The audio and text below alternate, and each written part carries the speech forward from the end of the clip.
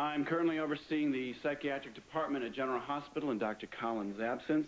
I have my own practice, and I do forensic psychology for the PCPD. You know the defendant? I do. How would you characterize your relationship? Boss, colleague. Friend? Friendly, yes. Do you think Dr. Collins is a good psychiatrist? Excellent. Would you say that he's been of help to people?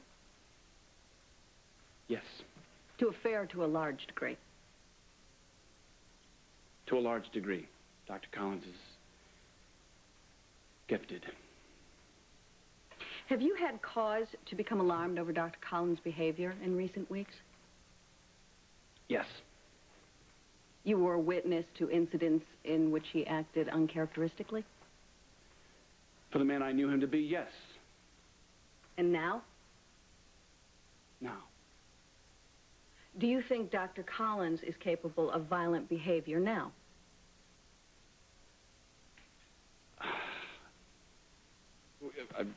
I do believe at one time... I'm not interested in before, Dr. Hardy. I'm interested in here, today, in your professional capacity. Do you think that the Dr. Collins who sits in front of you is the same man who caused you such alarm? Or would you say that his crisis, or whatever it may have been, is behind him? I'm not the one who can answer those questions. Really? I'm sorry, perhaps your confusion is my fault. Let me see if I can simplify this for you. If Dr. Collins were your patient, would you recommend that he be incarcerated in, say, a violent ward of a mental hospital? Again, he's not my patient. Humor me, Dr. Hardy. There's this make-believe that we lawyers like to indulge in. It's called hypothetical. And it's loud. Answer the question, Dr. Hardy.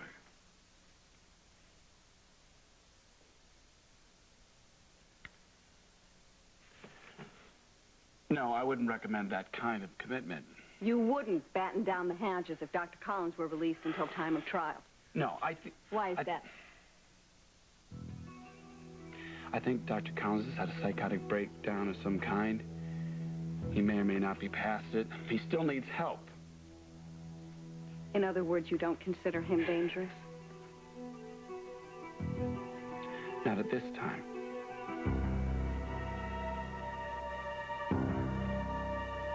I sympathize with your position. Being called with no advanced warning to testify in a case involving people you know really well must make for a really difficult afternoon. I'm not having fun, if that's what you mean. Dr. Hardy, have you ever acted as Dr. Collins' psychiatrist? No. Were you with Miss Jones at the Outback this morning when she received this call? Yes. Would you please describe her reaction to the court? Well, she was shocked. She was upset. I mean, just hearing his voice made her agitated. And after she got over the initial shock, did she seem hopeful? What do you mean, hopeful? Well, did it seem as though she thought maybe her ordeal would be over? Well, Dr. Collins had told me that he was going to plead guilty, so naturally she thought the end was in sight. And were you surprised when Dr. Collins made his plea? How many times do I have to say this? Your Honor, his plea has no bearing on... Withdrawn. Dr. Hardy, you stated that you've never treated Dr. Collins. Correct. Then you cannot testify with any real authority as to his state of mind, current or otherwise. No, I can't. Ms. Davis asked for my opinion, and I gave it. But that's all it was. Right, Dr. Hardy? I mean, you're not in any position to say with any real certainty what Dr. Collins is and is not capable of.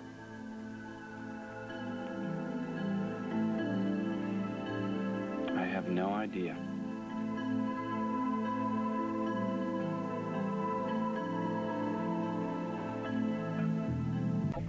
Dr. Collins is a man caught in an astonishing set of circumstances. To all outward appearances, he seems to be in complete control of his faculties. However, I cannot forget that the same held true throughout the months of the alleged stalking. And in light of this morning's incident, I would not feel easy in placing Ms. Jones in potential jeopardy. If half of the documented evidence is true, she at least deserves some peace of mind. Therefore, I'm denying bail, and the defendant will be remanded into custody until such time as this matter goes to trial. Oh, and Dr. Collins, another stunt like this morning, and your telephone privileges will be permanently revoked. Court is adjourned. All right.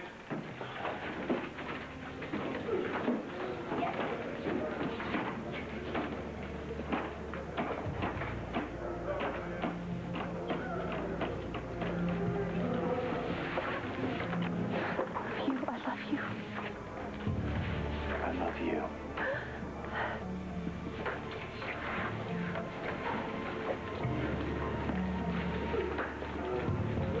I'm sorry, Lucy. Are you gonna be all right? Fine. Thanks. Go.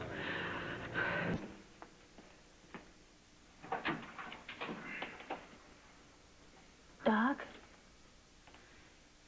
Doc, are you asleep? I wish. I'm afraid sleep has forsaken me yet again. You shouldn't have come, Lucy. Where else would I be? Anywhere but here? No, now you're forgetting. Remember, this is just temporary. We're gonna get you out of here, I promise. Don't get your hopes up. I'm not going anywhere. Nope. You're doing it again, that defeatist attitude. You stop that right now. Are you forgetting who you're talking to? Remember me? The woman who never, ever takes no gracefully. In fact, I've been doing a lot of thinking. I'm going to speak to the judge personally as soon as I get a chance. What? Oh, just the thought of you descending on some poor unsuspecting judge. You smiled. I got you to smile. That's the second positive thing you've done. The first was pleading not guilty. That was amazing. Doc, I am so, so proud of you. Something happened before the bail hearing. I didn't have a chance to tell you. Oh? I remembered something.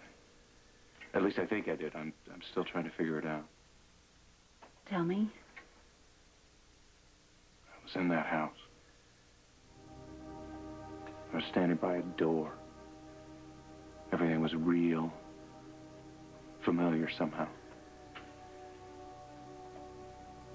And then suddenly it wasn't. And I turned, and I looked across what seemed to be a great distance. And I saw you. Did something like that really happen? Exactly like that happened. This is wonderful. Do you know what this means? How exciting this is? This means you are on your way. Pretty soon, the pieces are going to fall into place for you, just like a giant jigsaw puzzle. And then right before your beautiful brown eyes, it'll start to make sense because it'll all become cohesive. And, Doc, you'll be whole again. And that'll just be the beginning. The beginning of what? That's the question. Your future. And our future. And when you're ready, you are going to marry me, Kevin Collins. I'm going to make sure that you live happily ever after. I'll make sure of it. I love you, Lucy. I love you so much. But you're running way ahead of yourself. I've got a long way to go before I can even begin to think about being your husband. Not so long. Yes, long, Lucy. Long. I know this process. Unfortunately, it's what I do, and I can tell you unequivocally that I'm looking at a long, dark journey that is so hellish I haven't acknowledged it, not even to myself, for over 30 years. I can't ask you to take that walk with me, Lucy. Not with all your gossamer and sunniness.